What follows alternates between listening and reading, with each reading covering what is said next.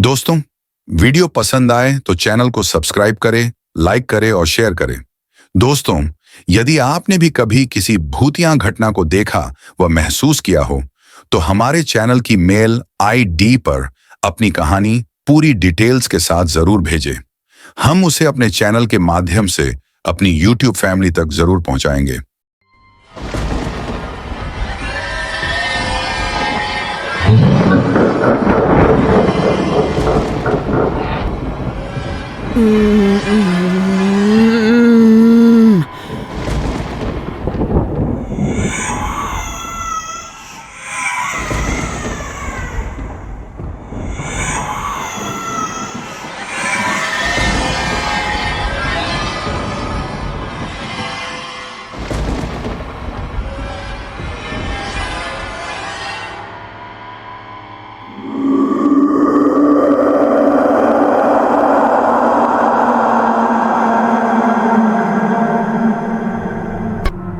गांव के बीचों बीच प्रीस्ट खड़ा था।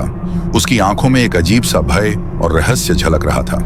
जैसे ही उसने सुमाला का नाम लिया, चारों ओर सन्नाटा छा गया। हर किसी के चेहरे पर खौफ की परछाई थी, जैसे कोई भूला हुआ डर फिर से जाग उठा हो।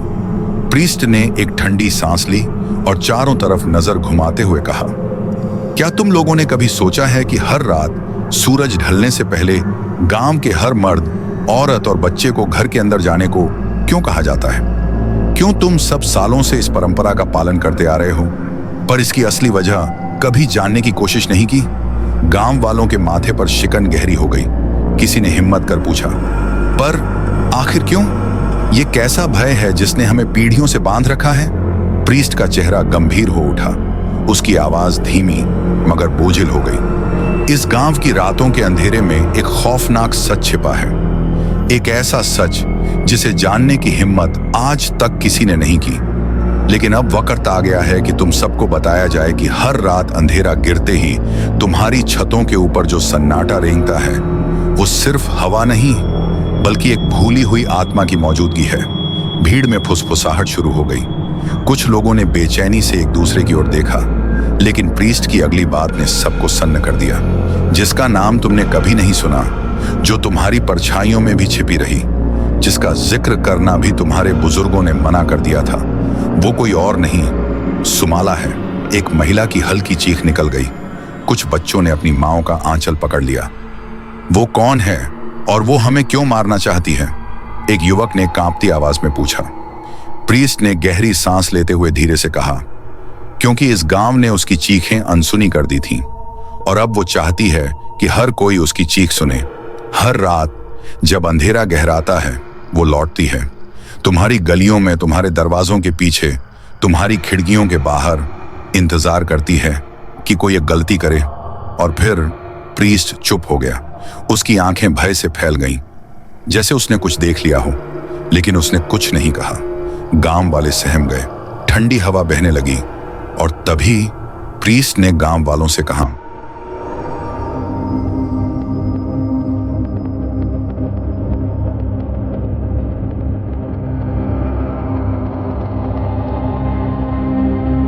गांव के बुजुर्ग प्रीस्ट ने कांपती आवाज में कहा, आज से 29 साल पहले इस खौफनाक कहानी की शुरुआत हुई थी।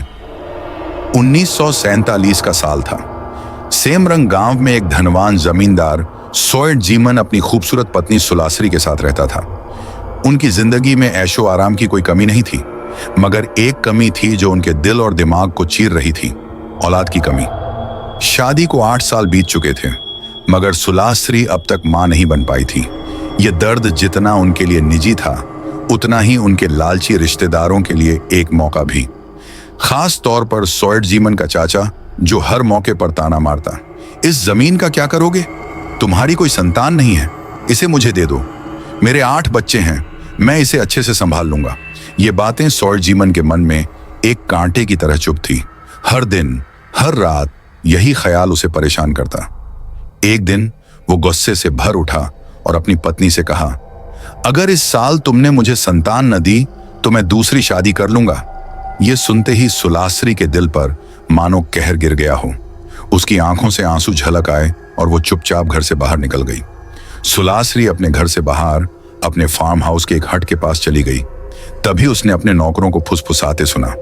कल मैं अपनी पत्नी को नदी के उस पार लेकर जाऊंगा, एक नौकर ने बोला। क्यों? दूसरे ने पूछा। क्योंकि वहां वो बूढ़ी औरत तुकिनाह रहती है। सुना है वो संतान सुख दिला सकती है। यह सुनते ही सुलासरी के चेहरे पर उम्मीद की एक हल्की झलक आई, लेकिन वो आगे की बातें नहीं सुन पाई और वह से चली गई। हाँ, लेकिन वो खतरनाक भी हो सकता है। मेरी मानो, मत जाओ, दूसरे नौकर ने कहा और पहला नौकर उसकी बात मान गया। मगर सुलासरी तो अपना मन बना चुकी थी। अगले ही दिन सुबह उसने अकेले ही नदी के उस पार जाने का फैसला किया और वो निकल गई। नदी किनारे एक नाविक बैठा था। मुझे बूढ़ी तुकिनाह के पास जाना है। नाविक ने एक पल को उसकी ओर देखा। उसकी आंखों में चेतावनी थी, डर था, मगर बिना कुछ कहे उसने नाव बढ़ा दी। नदी के उस पार घने जंगल में एक टूटा फूटा घर था। जैसे ही सुलासरी ने उसके दरवाजे पर कदम रखा, एक खौफनाक कांपती आवाज गूंज उठी। कौन है? क्या चाहिए? सुलासरी सहम गई, मगर हिम्मत जुटाकर बोली, मुझे संतान चाहिए। अंधेरे में एक झुकी हुई परछाई उभरी, झुर्रियों से भरा एक चेहरा जिसकी आंखों में गहरा अंधकार था। बूढ़ी औरत ने उसे घूरा और धीमे से बोली, संतान तो मिलेगी, पर मेरी विधि कोई पूजा नहीं, यह काला जादू है। सुलासरी का गला सूख गया। अगर तुम्हें संतान चाहिए तो तुम्हें मेरी शर्तें माननी होंगी। याद रखो, यह इतना आसान नहीं है। एक भी गलती और यह खुशी एक श्राप में बदल जाएगी। तुम्हारा परिवार अंधेरे में समा जाएगा। सुलासरी ने बिना सोचे समझे कहा, मैं हर शर्त मानने को तैयार हूं। बूढ़ी तुकिनाह ने अपना काला जादू शुरू किया। चारों ओर हवाएं तेज हो गईं। मेरे काले जादू से तुम्हें एक नहीं, 2 संतान मिलेंगी। एक इंसान होगी और दूसरी शैतान। लेकिन जब यह शैतान की बेटी 10 साल की होगी तो शैतान उसे लेने आएगा। तब तुम्हें उसे बिना किसी विरोध के उसे सौंपना होगा। उसके जाते ही तुम और तुम्हारा परिवार खुशी खुशी अपना जीवन बिता सकते हो।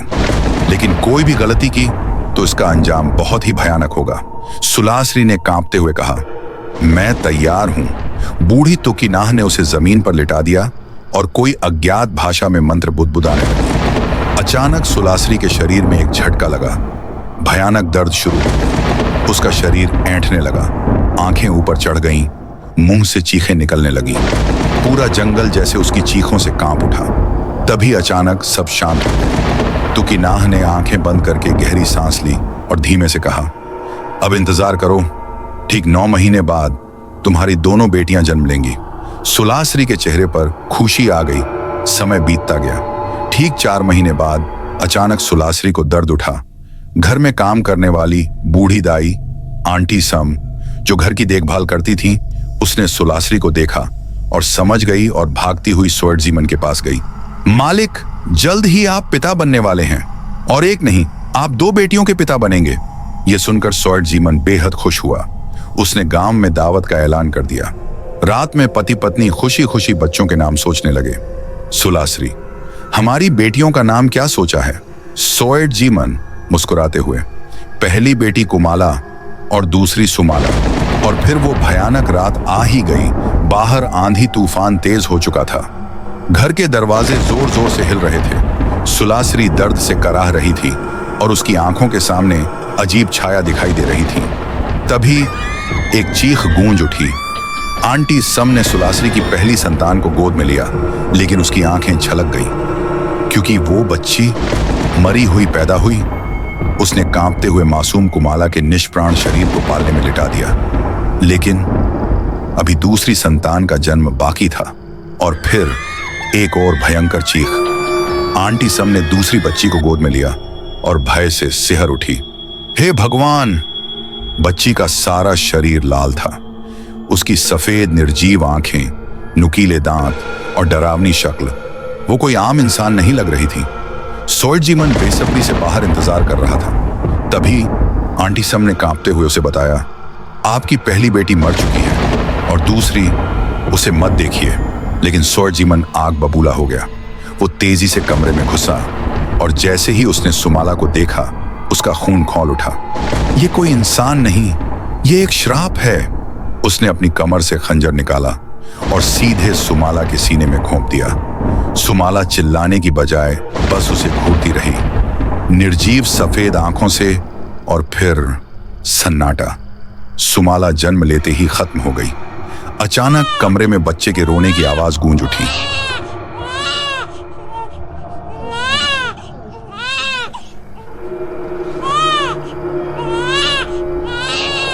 दोस्तों, वीडियो पसंद आए तो चैनल को सब्सक्राइब करें, लाइक करें और शेयर करें। दोस्तों, यदि आपने भी कभी किसी भूतिया घटना को देखा व महसूस किया हो तो हमारे चैनल की मेल ID पर अपनी कहानी पूरी डिटेल्स के साथ जरूर भेजें। हम उसे अपने चैनल के माध्यम से अपनी YouTube फैमिली तक जरूर पहुंचाएंगे। जय श्री राम, जय श्री बालाजी महाराज।